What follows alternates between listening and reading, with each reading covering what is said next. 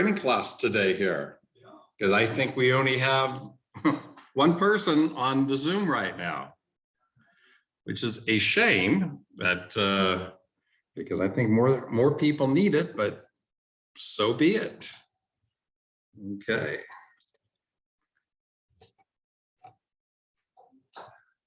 What's your name in the back again? Max. Max. Okay. And I know Jim. And I don't know if was somebody else in here who walked out or Just Olin, who's helping here. right. Okay. All right. This is our class, guys. Cool. Very good. All right. Well, because we have such a small little window class, we can make this anything you guys want it to be. Okay. You know, so is there anything in particular, you know, we can make this more of a, you know, if you want a question and answer session, and based on that, you know, we then can go any direction you want. All right. I don't know the RPA well enough to answer questions. All right, I'm going to ask you a couple of questions. Okay. How new are you?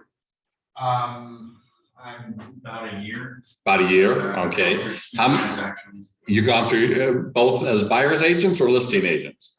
Buyers. Buyer's agents. And did you have any assistance on writing up the offer? One of us, and I'm assuming it was on the old contract versus the new contract?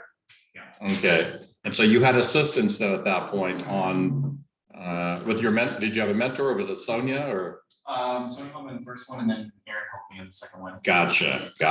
Okay. I actually want to see if I can find my RPA. Sure. That would be a good idea if you have a copy of the RPA. Okay. How's your day going, Tracy? It's going well, thanks. Whoops. We'll sit. I gotta unmute myself. There we go. It's going well, thanks. Since you got new people there and I'm new too, why don't we see if we could kind of go through, you know, there's stuff that you don't obviously don't have to go through, but like go by line and kind of, you know, talk about I figured, I don't know, I'll see if anybody else is right now. Nobody else is signed on even online. Oh gosh, you know, it's a shame because this class is Wait amazing. a second. Hang on. I'm seeing 12 participants here. I only see 3. Oh, wait a second. Waiting room. Oh, admit all.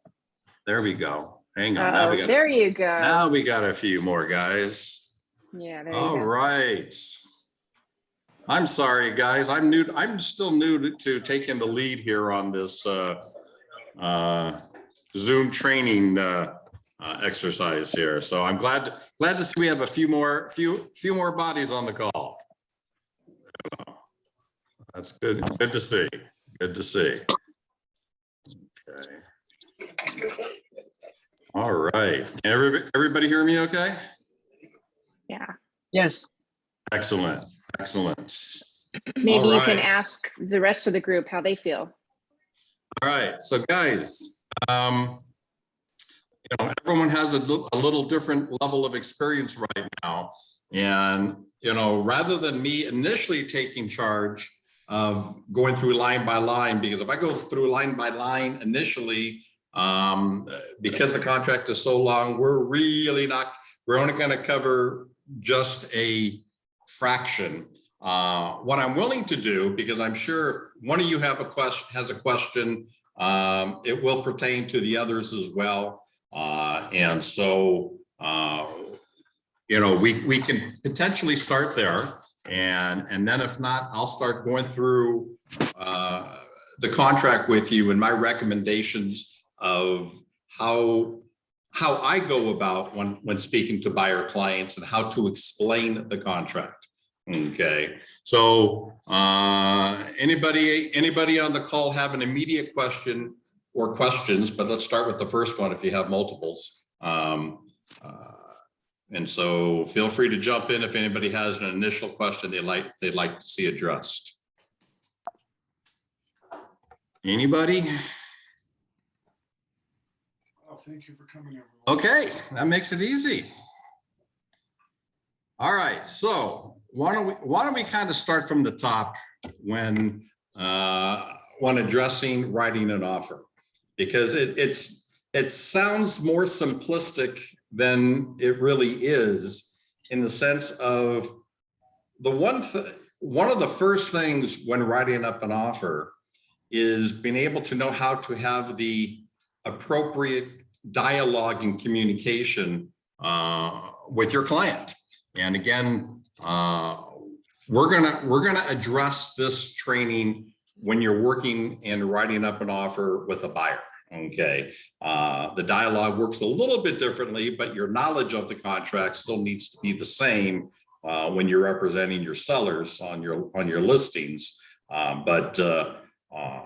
You know, right now, let's go ahead and first address. So first thing when writing an offer is being able to know what kind of an offer you want, you know, that the buyer needs to make in order to be the successful buyer of the house. So first thing is to identify what kind of a market is the buyer in when they're writing an offer. So what is our real estate market that we're in right now, guys? What kind of a market? Seller's market. What does a seller's market mean, guys? There are many offers, Say that again. and there are multiple offers to the seller. Multiple offers. A seller's market definitely means that whichever marketplace it's in, that particular area is in charge. They are in the nice position of not having to be subject to only receiving one offer. And so typically when it's a seller's market, it's not just one particular property happens to get multiple offers.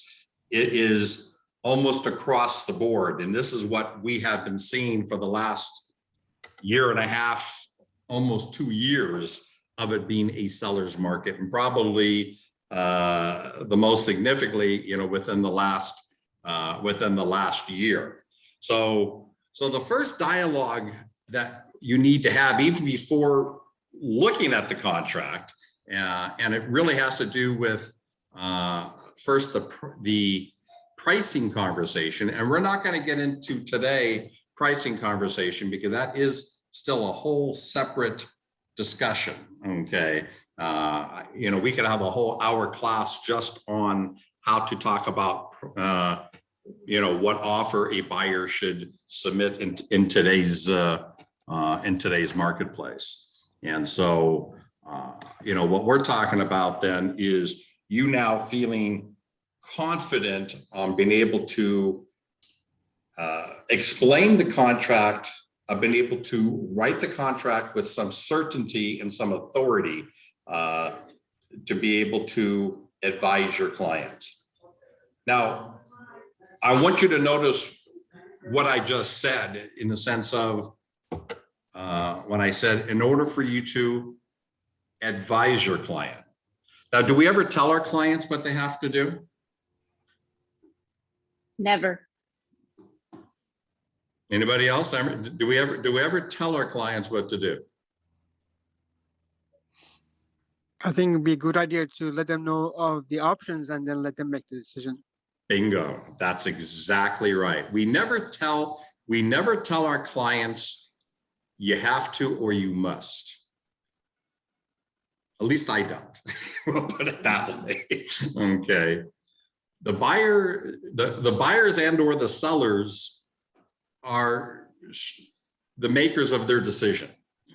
You know, what we have to offer them is our advice. So what we're able to do is be able to say, I highly advise or I highly recommend that you do this or you do that. And here's the reason or reasons why. So first and foremost, understand we are never telling a buyer that they can't do something or they must do something, because the ultimate repercussion of whatever they decide is on them. So as an example, let's get into a pricing example for just one moment. You know, if let's say there's a piece of property right now that you just finished showing your buyers and it's listed for $900,000, and you looked at the and they love it and they want to write an offer on it. But at the time in which you showed them the property during the weekend's open house, all right, there happened to be another 20 sets of buyers in the house at the same time. And when you spoke to the listing agent mentioned that, yeah, looks like there's going to be a lot of offer activity, and there's already 5 offers on the home, and probably going to be more by the time offers are due on Monday. And you're now sitting and you're now talking to your buyers on Sunday when you already have knowledge that there's 5 offers on, what was the list price I just said it was at $900,000, and your client says, I want to write up an offer at $875. What do you tell them? I don't think that's going to make it. That's correct. Okay, but Emilio, I want to write the offer at $875. The seller can always counter me. I would explain, Steve, you know, right now like we discussed before, we have about 6 to 7 offers that the listing agent has told us, you know, this property is going to go over asking. So what we want to do is we want to position ourselves where we're at least in the competition to get a counter. So let's go over some of the properties that have sold since we last saw the property, and then we can kind of decide on, you can decide where you want to come up, you know, because that way it would make us more competitive. Yeah, I know I always can come up. Okay. Well, and again, we can go where I'm trying to go with this is ultimately it is the client's decision. You're able to, Amelia, you're doing a great job of advising the client, okay, with regards to the negative of being able to do that. But if the client ultimately says, the only offer I want to submit is at $875. Okay, you as the agent actually have 2 choices of being able to do. Being able to say, okay, I'm going to write it up, but most likely understand not only are your offer not going to get accepted, but most likely you're not even going to get a counter offer to even be in the running to have another opportunity to have at it. And if you're okay with that, I'm okay that you're okay. You know, and you also have another opportunity of being able to say, you know, I'll be honest about it. You know, you have the right to being able to write it at $875. I really don't think it's going to go there. And I, matter of fact, because I even have knowledge, the agent said it's going to go way over. You don't even have to write the offer. Okay. Now, I don't advise you to do that, at least, especially if it's a newer client, at least initially. Because really what you want to be able to do is you want to be able to write the offer and have happen of what exactly you are predicting is going to happen with, you know, of what you're advising your client's going to happen. If you write the offer at $875 to a $900,000 list, when we already have 5+ offers that will probably end up selling $950 or over, all right, the reality be not only is your offer not going to get accepted, it's not going to get a counter offer. And sure enough, when the reply comes back that your offer was so low against all the other offers, we didn't, the seller is not countering. Now you're able to have that other dialogue after you get the word back. Just as I predicted, okay, your offer didn't even get a counter offer. Does that make sense? Okay.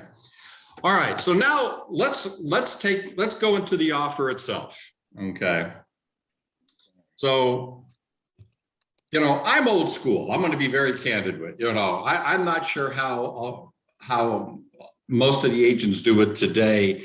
I've been selling real estate for over, just under 40 years. And so, we didn't have the computers when I first started, and we didn't have DocuSign. And so it's definitely one when when buyers wanted to write up an offer, where did we go? We went into the conference room also known as the closing room. It's what it was referred to as. And we literally had to sit across the table and be able to not only talk about price, but we had to talk about all the other points in the offer that still needed addressing as well. So, you know, I guess I come from a little bit of an advantage because I was forced to learn how to explain the contract to the clients right out of the starting gate. You didn't get that option not to, of just filling in a template, sending it through DocuSign and hope then that they just, you know, sign, you know, wherever it was marked for initials and signatures. So normally though, whether I do it in person or now over the phone, because half the time I will still do it over the phone and virtually kind of almost go through the contract with them over the phone. And for more of our engineer type clients, definitely have done it via Zoom as well, who wants to know literally line by line, paragraph by paragraph. So when writing an offer, okay, now after price aside, what are the other elements that we want to make sure that we address with the buyers in our consultation? And let's call it the offer consultation, because that's really what it is. Okay. One of the things I definitely do not advise, I will tell you, definitely do not advise when they say, yeah, we want to write up an offer, and you go, let me check with the listing agent, which you should be doing. Okay. How many offers are in? When do they do? How many are you expecting?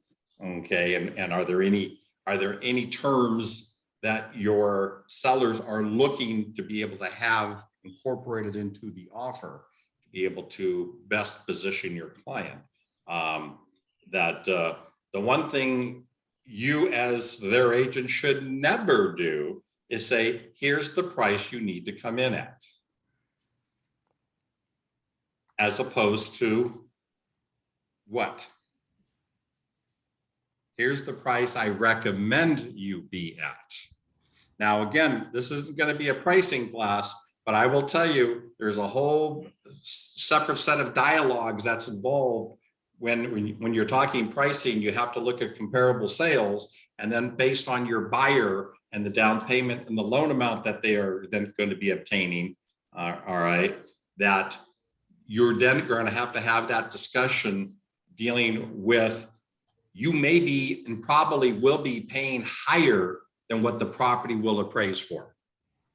So we're gonna end up just kind of putting that aside, that you've had that discussion, that they acknowledge that most likely they're going to be paying higher than what the property will appraise for, and that they're okay with that.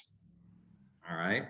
And so in this marketplace, many times your buyers are going to go to you and say, outside of price, because there's been so much competition, what can we do to be able to better our chances of being able to get our offer accepted? All right, because we know it's both price and what's the other part of the contract? Terms. You got price and terms. Contingencies are part of the terms. Okay. And what is a contingency? Who can define what a contingency is?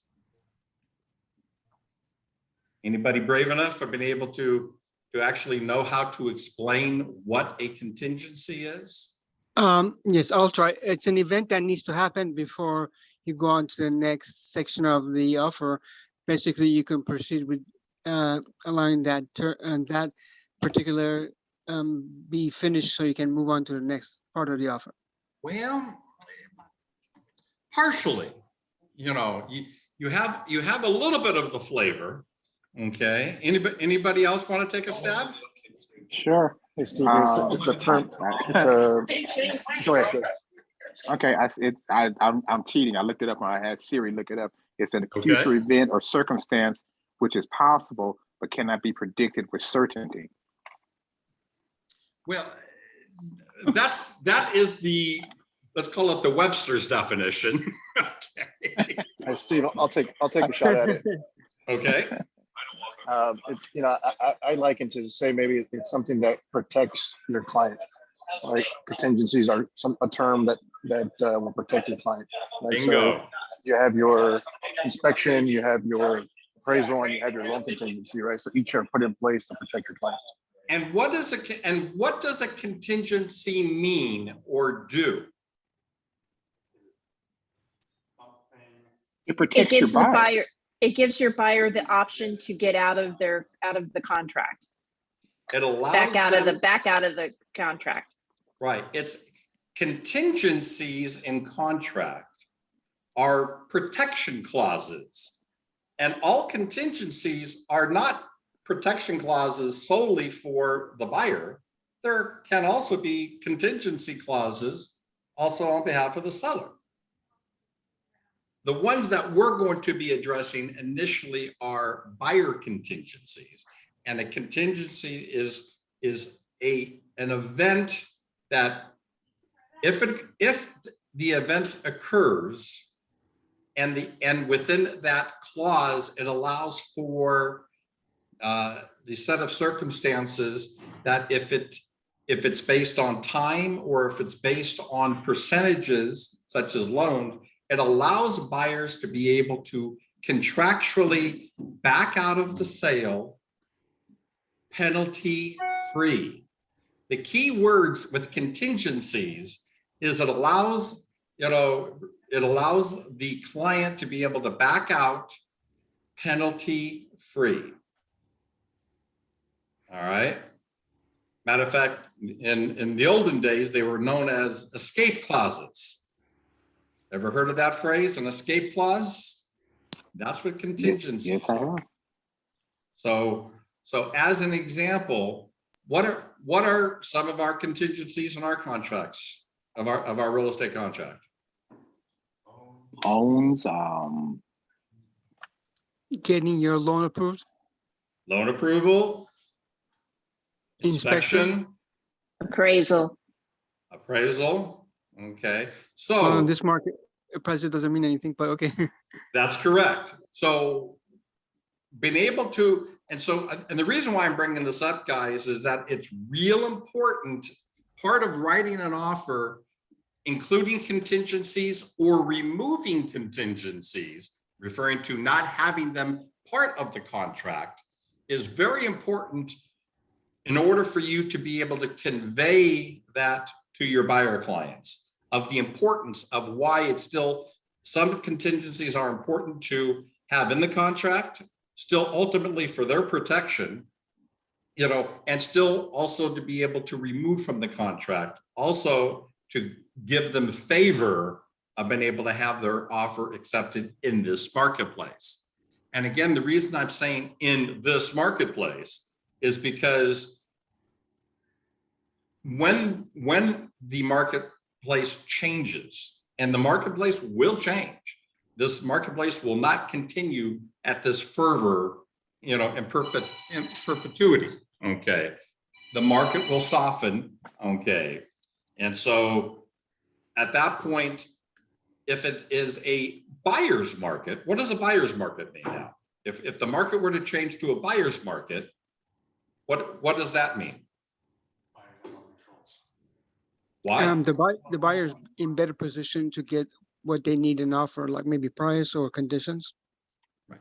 Well, easiest way to remember buyer and seller market, guys, okay, is whichever market there is that we're in, that it's the scarcity of it. Okay. So for instance, right now we're in a seller's market. We have a scarcity of sellers, which means we have more buyers. And that's why it's a seller's market. There's more buyers than there are sellers. The buyer's market, okay, there are plain and simple, there are more sellers than there are buyers. So if now you have a buyer that wants to write up an offer on a property, and there is 20 other homes in the neighborhood that are for sale, and the one house that your buyer likes would be the one and only offer that is now on the table, would you write the offer the same way in that marketplace that you think you would right now in this marketplace? Heavens no. Heavens no, you got that right. All right. most likely, you know, we would absolutely keep an appraisal contingency in a buyer's market. Why? Because what does an appraisal contingency connotate to not only us, but to the general public out there? Worth of the property? The worth of the property. And just like I mentioned just a few minutes ago, okay, typically buyers don't like paying more than appraised value. But in this marketplace, they are understanding that the reason why I'm writing off the appraisal contingency is because I recognize I'm probably going to have to pay higher than market value. And again, market value is the value of a piece of property when? At the moment of the appraisal.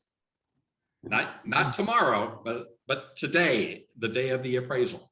All right. So that's the reason why understanding what appraisals are and which ones are, I mean, what contingencies need to be in a contract and how to explain a contingency. Okay. And what that means. Having a contingency in when you're representing a buyer protects the buyer, that if in the event, all right, that you're not happy if the certain event occurs, that you're not liable. So as an example, does each of you have, well, here, I'm going to put up on our screen here. I want to have you take a look at E2. E2. All right. And for those that were on the last class 2 weeks ago, we addressed it, but in a little different fashion. Who can tell me what that clause E2, or no, excuse me, E1, not E2, E1, I'm sorry, E1. Anybody want to take a snag at what clause E1 is about? And I will tell you, it is a contingency. Any guesses? It's your loan contingency. That is not the loan contingency. The loan contingency is on page 2.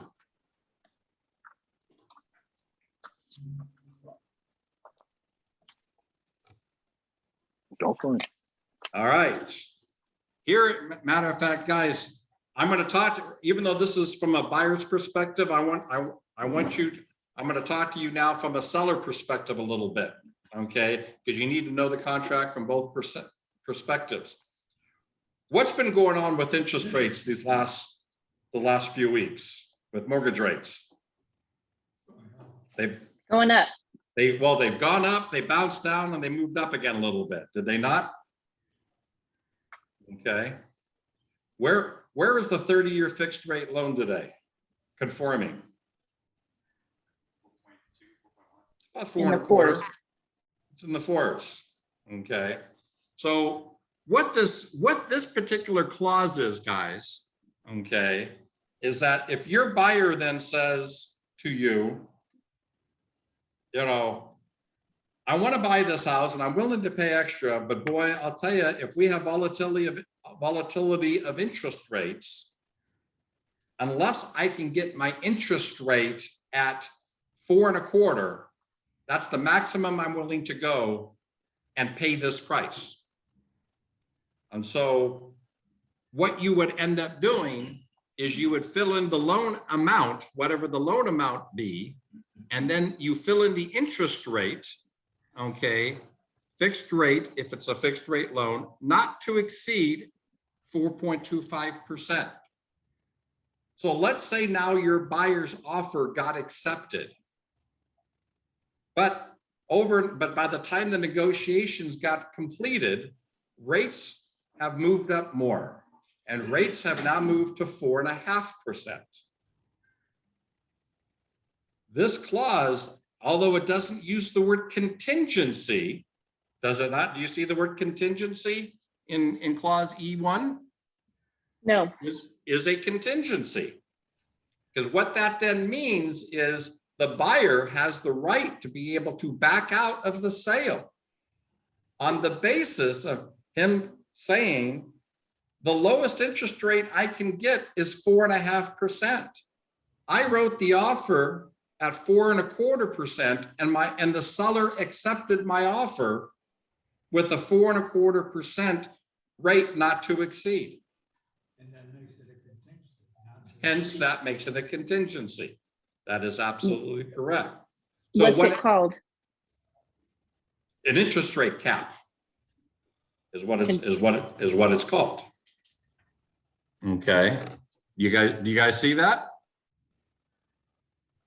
So one of the discussions, one of the discussions when talking with your buyers, okay, because what's very common is your buyers in this climate are going to go to you, wow, you know, I don't want to have to end up again purchasing a house at this price if rates are going to go up. But you have, and so you have to also understand that there can be some volatility of interest rates between writing of the offer and when the offer gets accepted and when the buyer locks in their interest rate. Because when does the buyer lock in their interest rate on their home loan? No, I mean, Once the offer is accepted. that's right. That's the earliest time that a buyer can lock in their interest rate. It is once they have an accepted offer, once there's a property to attach a loan to. A buyer can get pre-approved before looking at property one, but they cannot lock in an interest rate. So one of the discussions, which is real important to be able to have, is being able to say, when you're representing buyers, Mr. and Mrs. Buyer, I understand the importance of this volatile, you know, climate of interest rates on their way up. All right. And I understand you don't want to be able to, quote, have a blank check in front of you of being able to accept any interest rate.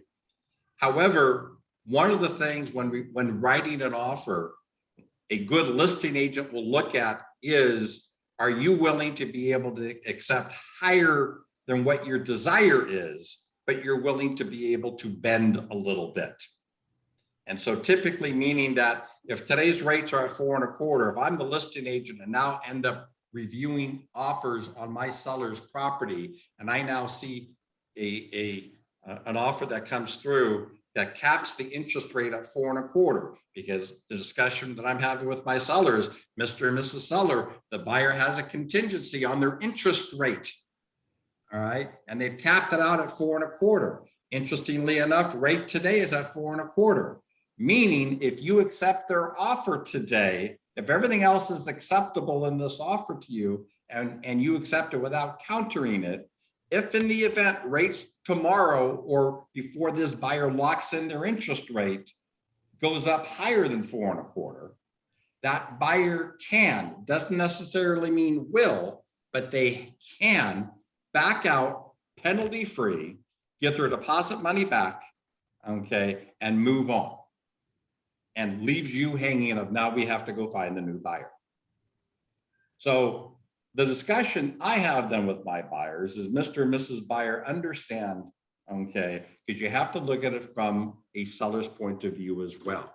Matter of fact, ultimately, when we write offers, this is the dialogue that we want to be able to have with our buyers. We want to be able to make it a win-win, okay? Because you write up an offer where it appears it's win-lose, referring to the buyer only wins, seller will only lose, and you have an astute listing agent on that other side, guess what's going to occur? Your buyer's offer not only won't get accepted, again, it may not even get a counter offer. All right. So again, knowing your marketplace is so important, because boy, if the market is flipped, okay, and now is a buyer's market, you're able to leverage it a lot more on your buyer's behalf. Okay, but when it's a seller's market, when you're representing buyers, you now want to be able to do it. So the dialogue I would have is, Mr. and Mrs. Seller, today's interest rate's 4.25. if in the event rates were to move and we were to cap it at 4.25, that means the seller knows that you could back out penalty free. You have to be able to show your willingness that you're willing to go a little beyond where today's rates are, if in the event rates were to continue to move up before you lock in your interest rate. I would advise that, and typically then at that point, I always advise 0.5% higher than where the going rate is. I would advise for it to be at 4.75. That doesn't mean that you're going to end up getting 4.75, because if your offer is accepted, you're able to lock in your rate the very next business day with your lender. So at that point, if it's still 4.25, it doesn't matter if rates move to 4.75 during the escrow, you've locked in at 4.25.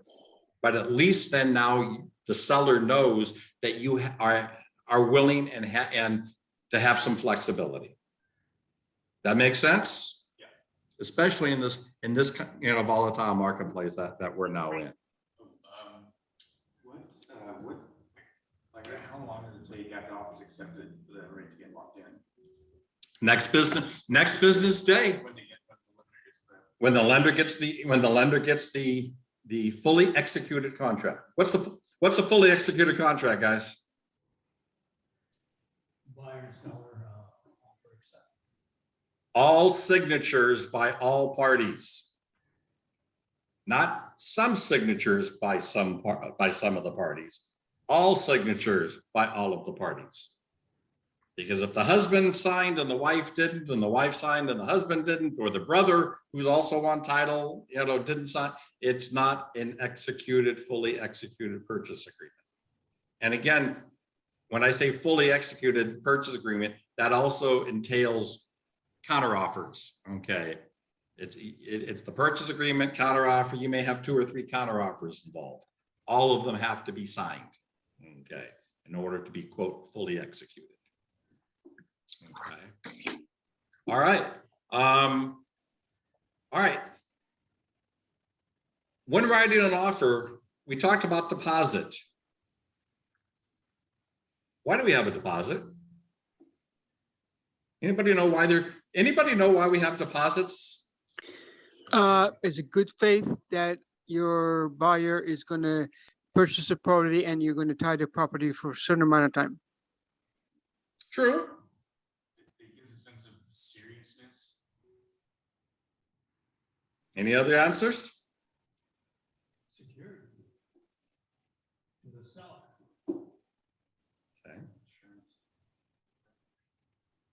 Okay. Can anybody tell me what the 3 elements of a contract are? And this is going to your real estate principles class. 3 elements of what makes a contract. Nope. I'll give you a clue. Offer. 3 elements of a contract. I just told you one of them. Meeting of the minds. Nope. Acceptance, offer, acceptance, and execution. Delivery. Offer, acceptance. Delivery. All right, now I want you to think about it. Think deposit. Money. Formerly known as consideration.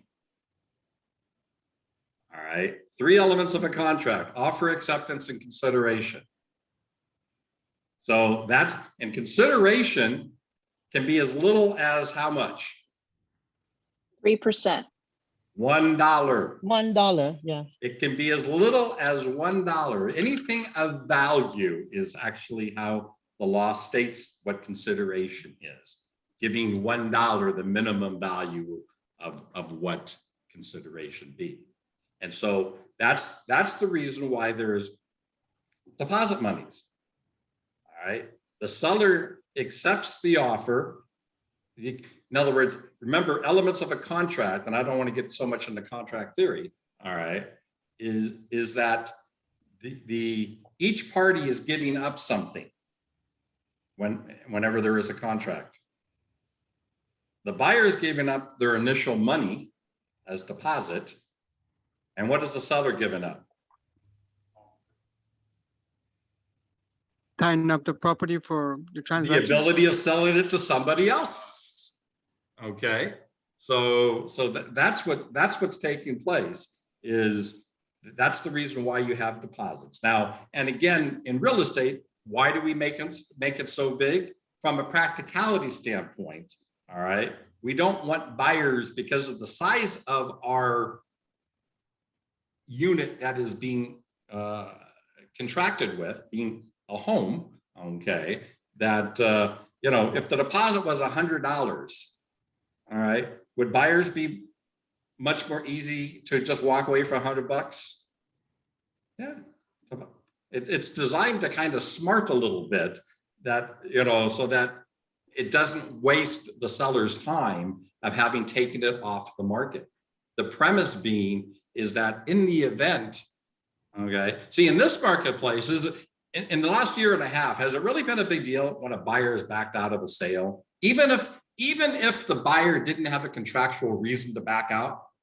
Really, actually, what did the seller do actually? Or what did the buyer do for the seller if a buyer backed out, of a sale, whether it was contractual, where he had the contractual reason to do so, or he didn't, and he forfeited his deposit to the seller? All right. Did him a favor. Did him a favor, because what took place was the property worth more 30 days later, Yep. or worth less 30 days later in this market we've been experiencing the last year and a half. It's been worth more in the last year and a half. Every month the property's been worth more than the prior month. So having a buyer back out really has not been that big of a deal, other than a couple of weeks, loss of time to a seller. But picture a different marketplace where values where values are declining. Let's go back to 2008, 2007, 2008, 2009. What was happening back then? It was a major declining market where each month the property was worth less than the month before.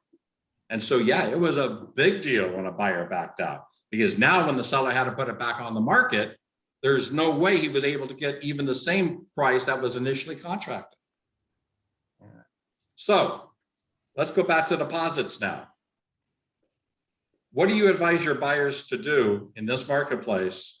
Of what side, when your buyer says, how big should my deposit be? What do you tell them? As big as you're comfortable with. Okay. 3% is the usual amount. Why is 3% the usual amount?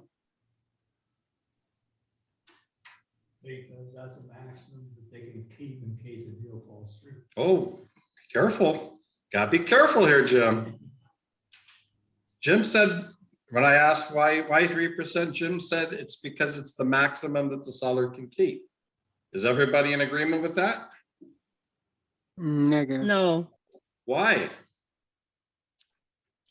Well, if it's FHA, then you will come with 3%. But if it's a conventional loan, you can go anywhere from 5% and up 10, 20, 30, 40%. All right, just so you know, deposits have no bearing on financing, on the type of financing. Related to the liquidated damages clause. Well, what's the liquidated damages clause?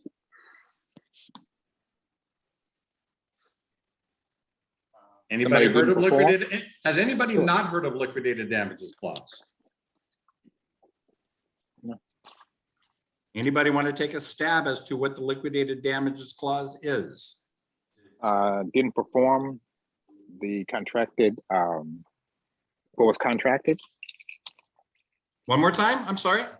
Didn't perform what was contracted, what was needed, and what you signed to do in the contract, you didn't perform.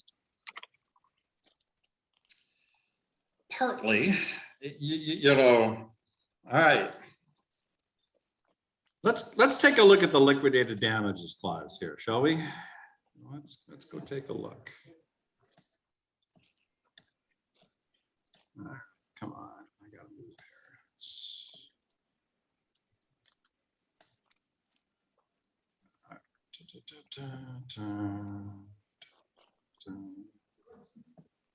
There it is. It's clause 29. Okay. So before we actually delve into it too much here, is the liquidated damages clause applicable in every contract? Real estate contract, probably. Probably. The answer is no. All right. First of all, let me go over what a liquidated damages clause is. And now let me go over it while you're reading the clause while I'm describing it. Liquidated damages clause is a contractual clause in contracts, which means, and it's not just only isolated for real estate contracts. It means that it's an agreement in advance of what the remedy will be in the event that there's a breach in the contract. And in our particular case of real estate, it's an optional clause. And why is it optional? Because it has to be initialed independently by both buyers and sellers. Okay. If the buyer initialed it and the seller did not, granted by an oversight, does the liquidated damages clause apply in the contract? Certainly does not. Even if the seller meant to initial it, but their listing agent unfortunately didn't highlight it or didn't put it on the DocuSign if they DocuSigned it. And you then, the buyer's agent, when you received the contract back, didn't review it to notice that there was no initials by the sellers in that liquidated damages clause box. It does not apply unless all parties' initials are there.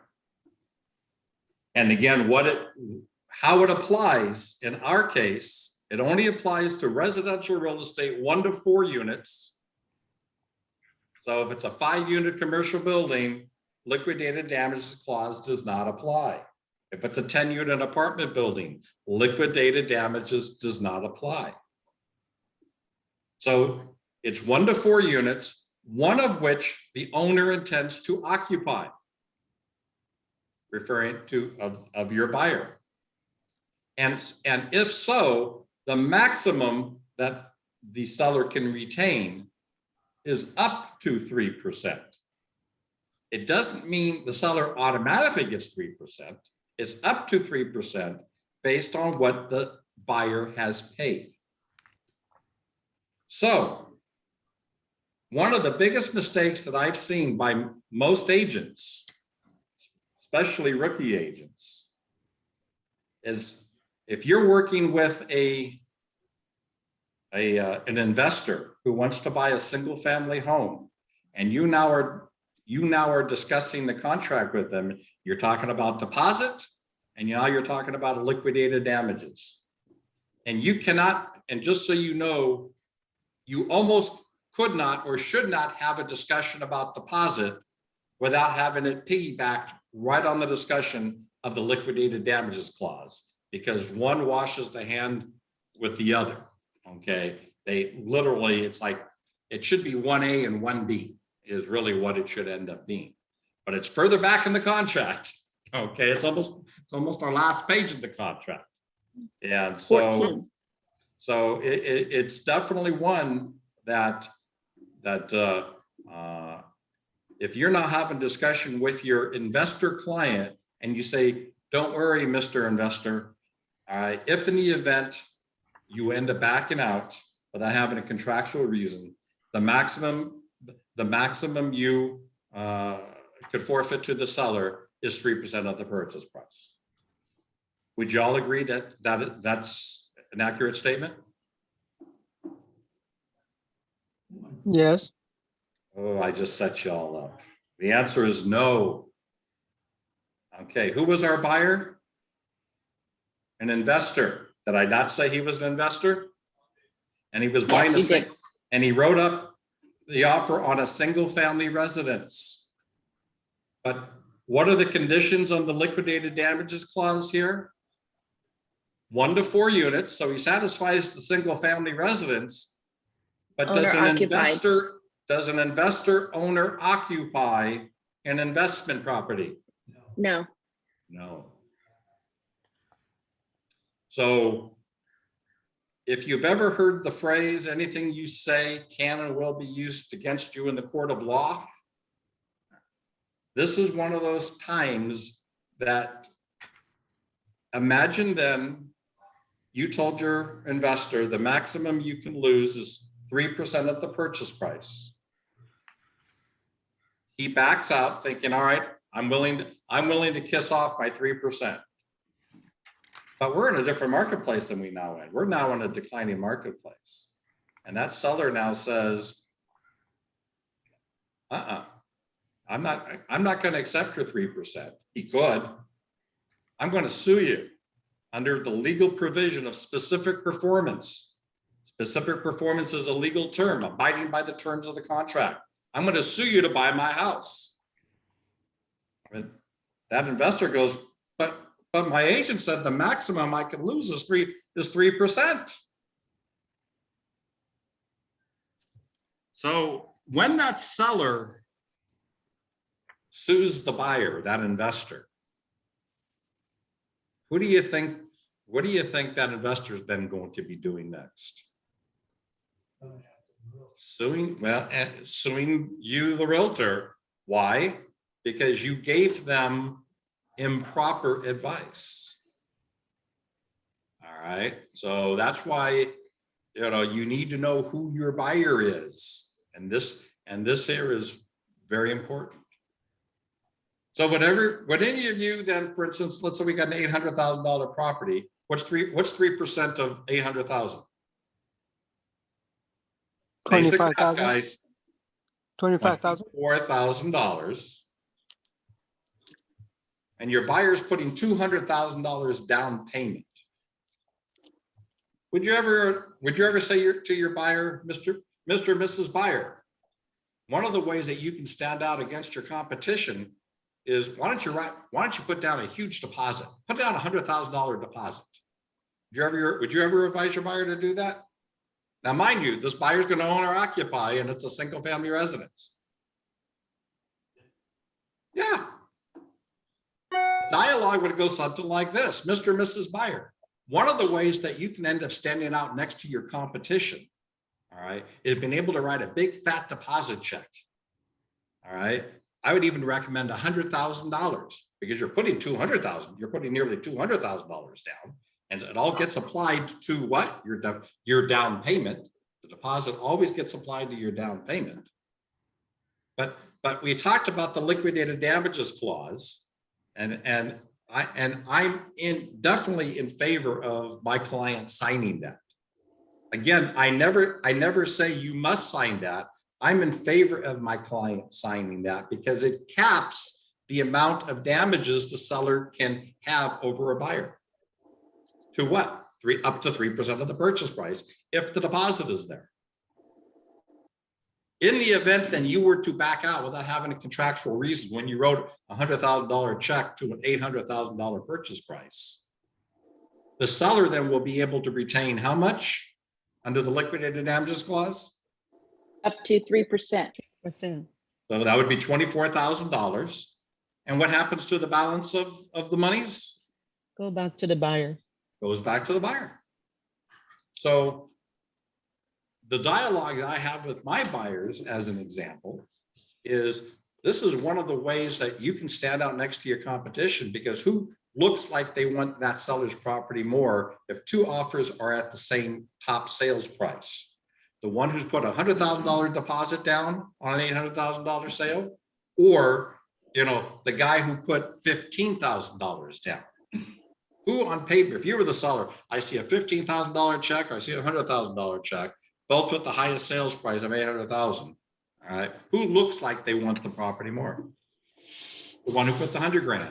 And one thing sellers absolutely, aside from wanting top dollar, what do sellers want? Sellers want buyers to want their property. Okay, if I've seen nothing over the decades, okay, hasn't changed. Every seller wants their buyer to want to buy their property. So that is just as an example, you know, of some of the dialogue dealing with deposit. Now, what would you say? Let's take an $800,000 list price. And your buyer now ends up saying, well, I only want to write a $15,000 deposit check. Okay, I'm only willing to lose 15 grand if I were to back out. Okay, what do you say to him?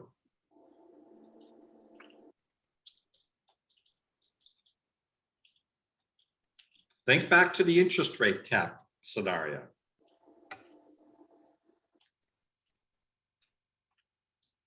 Mr. and Mrs. Buyer, understand, okay, because we're initially in the liquidated damages clause, which allows for up to 3% of the purchase price. Most likely when the seller and the listing agent sees this, they probably aren't going to be happy about it. Understand, because the liquidated damages clause allows for up to 3%, if they have any weight, that they then will absolutely, especially if they compare it to other offers, they're definitely going to end up wanting to have you come back with a higher deposit. And then they're also going to have you sign an additional form under the liquidated damages clause. Anybody know what that form I want to is? send. I Say don't know that if one I again? should send this to you. Somebody from United Equipment.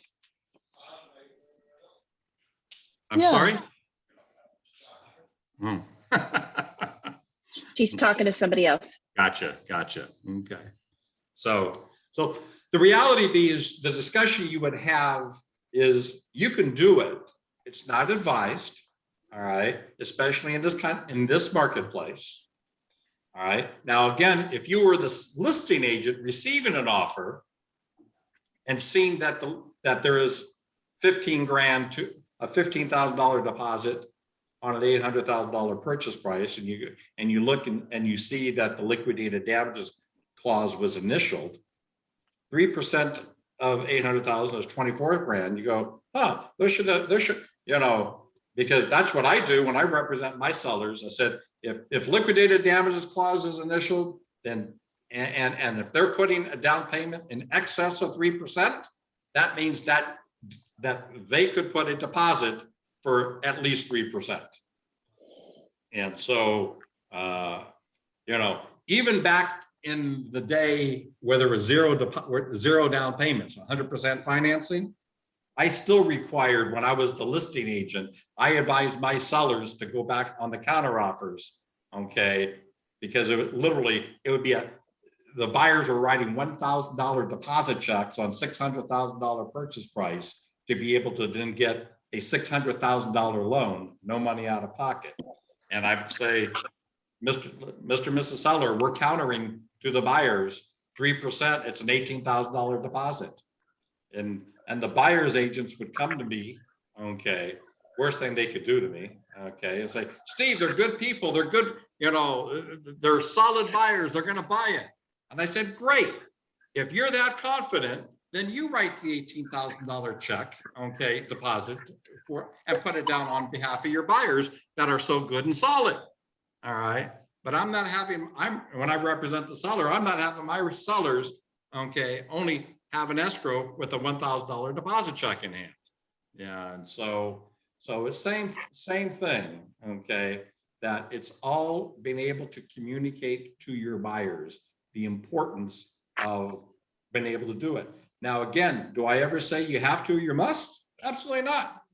Mr. and Mrs. Buyer, how bad do you want to buy this property? Your discussion needs to be that frank with them. How bad do you want to buy this property? if you don't do at least what we would refer to as the bare bones minimum of expectations, all right, the reality be of your offer even being put into consideration. All right. Now here, I'm even going to tell you something for you less experienced agents that you're not going to like hearing, but if I do it, I know other agents do it as well. When I'm a listing agent and I get multiple offers in on my listings, I'll scan the offer within 20 seconds to be able to know, is this an offer I want to advise my clients on negotiating with? Notice my vocabulary. I'm not saying, is this an offer I want to accept? Is this an offer I want to advise my clients? Why? I don't own the home. If I own the home, then I'd be using the word we. Okay. But if I don't own the home, all right, my dialogue is do I want to advise my clients? And if I end up seeing a deposit in this, especially in this marketplace, that's less than 3%, and I see liquidated damages clause initialed, if I scan down to the interest rate cap and I see the interest rate cap is either at or below today's market rate, if I end up seeing, and we hadn't even talked about this yet, okay, the investigation contingency remain at the default of 17 days, I will advise my seller, if in the event there is another offer equal or even higher to them, that, or let's say we had that your offer price-wise was equal to the top other offer, I'm going to be advising my client that most likely I'm going to advise you to accept the other offer. And here's the reasons why.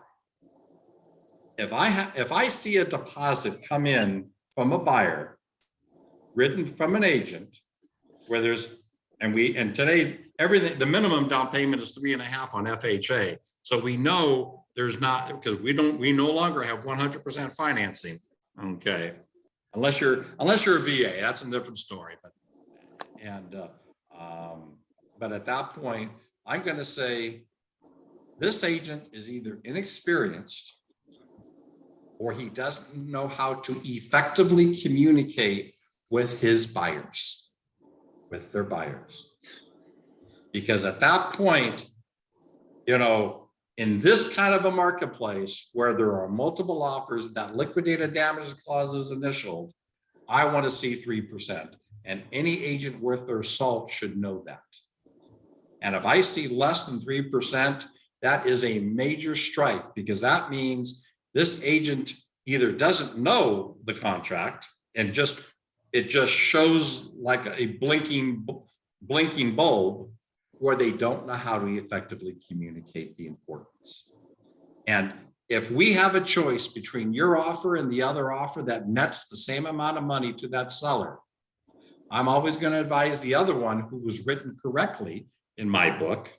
All right, because we also have another round of negotiation to go through. And what round of negotiation is that? No, this is after the offer is accepted. After the home inspection.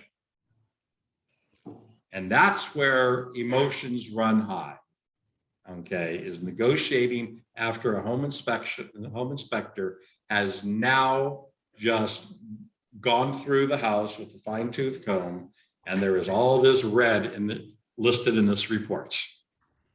All right, and so buyers, especially first-time buyers, have a tendency, anything that's listed in red in an inspection report, okay, they feel that the seller should end up fixing or giving credit in lieu of. And a seller's perspective is, I've lived in this house for the last 30 years, and this house has been a great home for us. That none of, these haven't been issues for us. And so the emotions at that point are the highest, even higher than the initial round of negotiations of getting the offer accepted. And boy, when I'm a listing agent, looking at offers of which ones to advise my seller to accept, I want to be able to work with an agent who knows how to effectively communicate with their buyer. Because they got to be able to say, Mr. and Mrs. Buyer, yes, the inspector put it in the report, but they fall into the category of non-health and safety. Okay. And yes, you as buyers have the right to be able to ask for the moon. Okay. But understand the seller is absolutely not obligated to give anything, not a nickel, because these are as-is sales. Our homes are as-is sales. All right, guys, we've been on a little more than an hour and I barely touched the surface. All right. But one of the things, as you can see, I don't just, and I very easily could have just gone over point by, this is what this means, this is what that means. But I think, and I'm hoping that you're able to take away of the importance of how you communicate with your client. You know, does a lot more than just being able to, how do I fill in the blank? All right. Selling real estate is not filling in the blank. It's not. It's Because what's going conversation. to, you know, that's exactly right. Real estate and writing offers and negotiating offers is about conversations. And so, you know, one of the things, the best advice I can give every one of you who's not confident in the contract is to be able to sit down and try to go over it as though you were writing up the offer in person. And being able to say, what does this mean? And what does that mean? All right. Because you're going to get those clients who ends up saying, I don't digital sign anything. I don't like it. I don't trust it. I want to sit across the table from you and be able to have you explain it to me. And there's nothing worse, you know, I've been able to feel as though you're not able to explain something to them. But what's even worse is if you try to BS them, because you give them wrong information. Again, what can happen if you provide them wrong information? You can get sued. That's exactly right.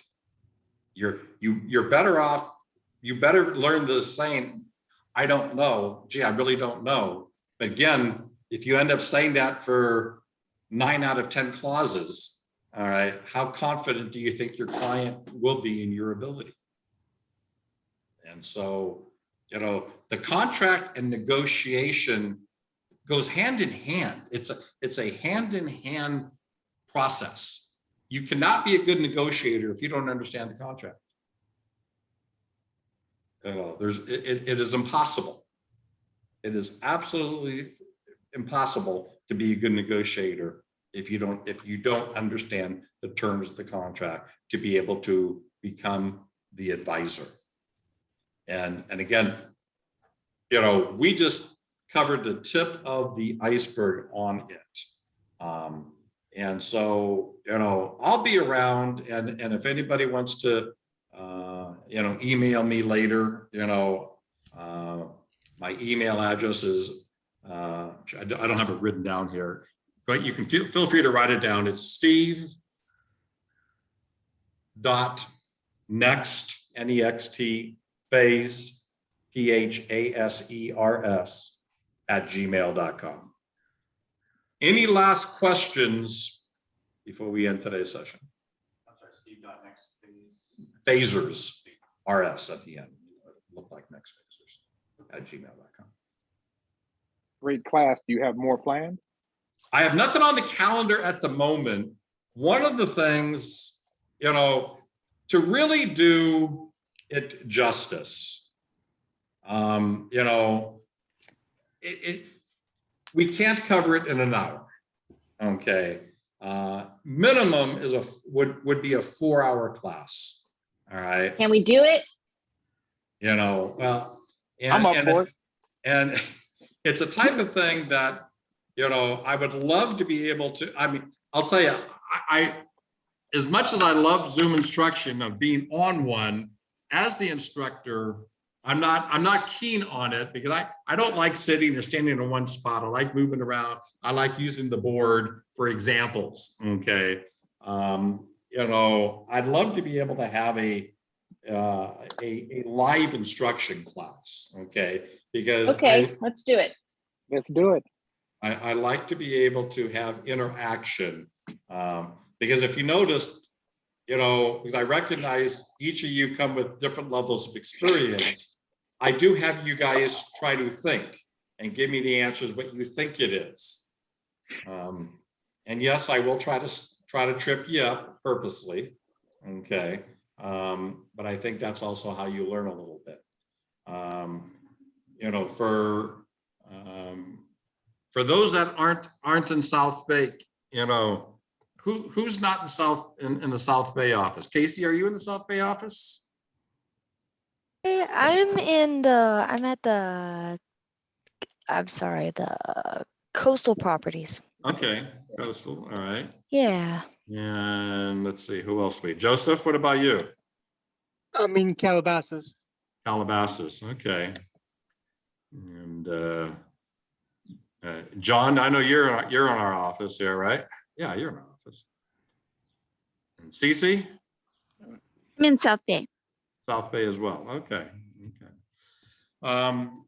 You know, one of the things I'd like to have a bigger turnout.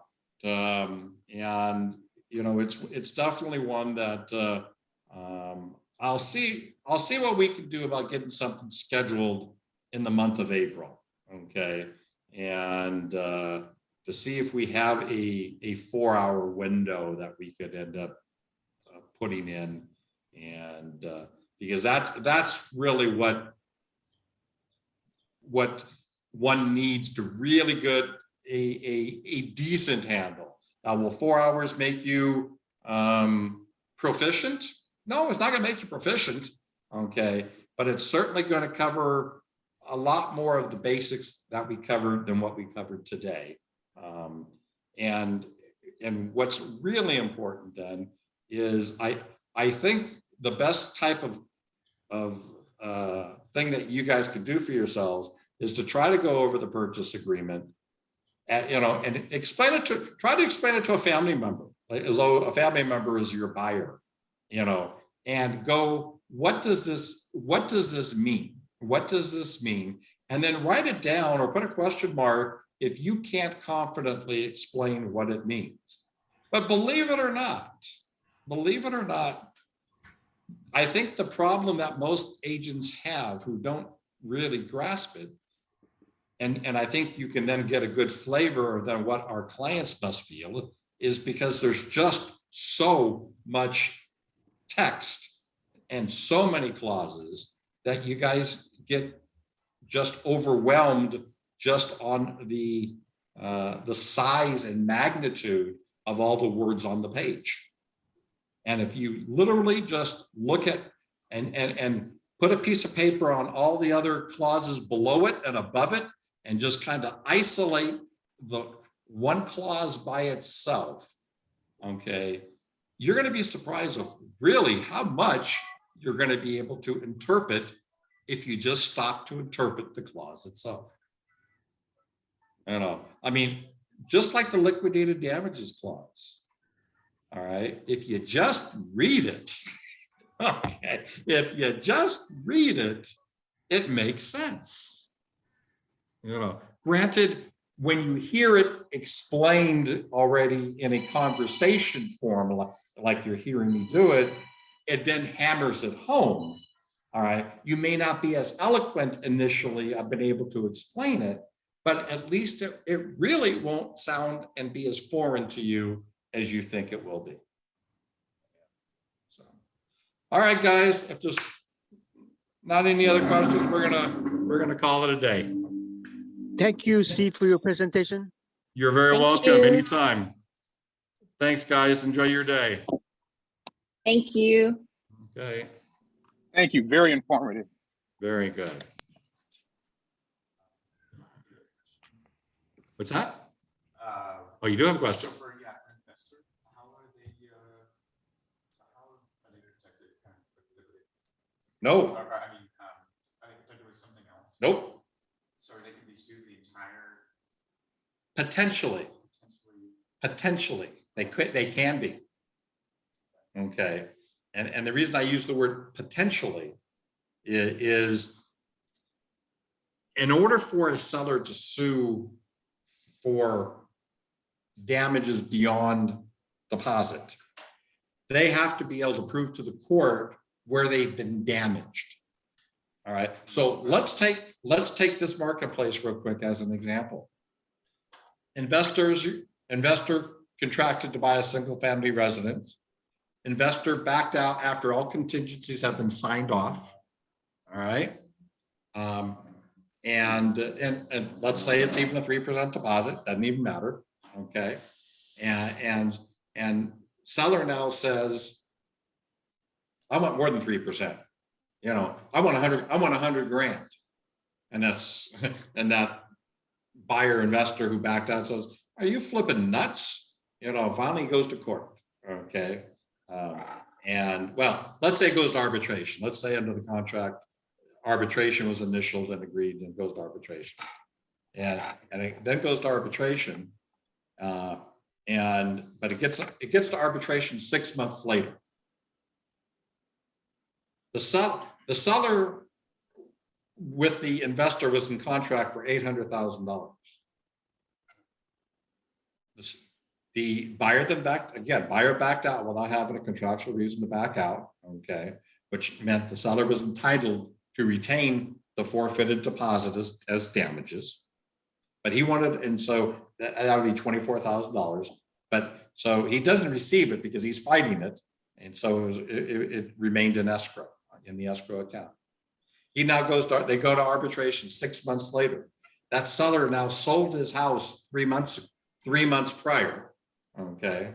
And he sold the house for $825,000 in this marketplace. What do you think the arbitration is going to do? They're going to say, Mr. Seller, where were you damaged? You had a contractual price of $800,000 and he backed out, which means then you're entitled to retain his 24 grand. All right.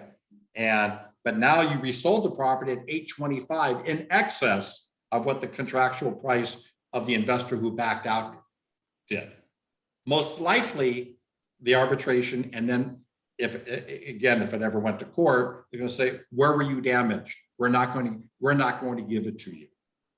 However, flip the markets now.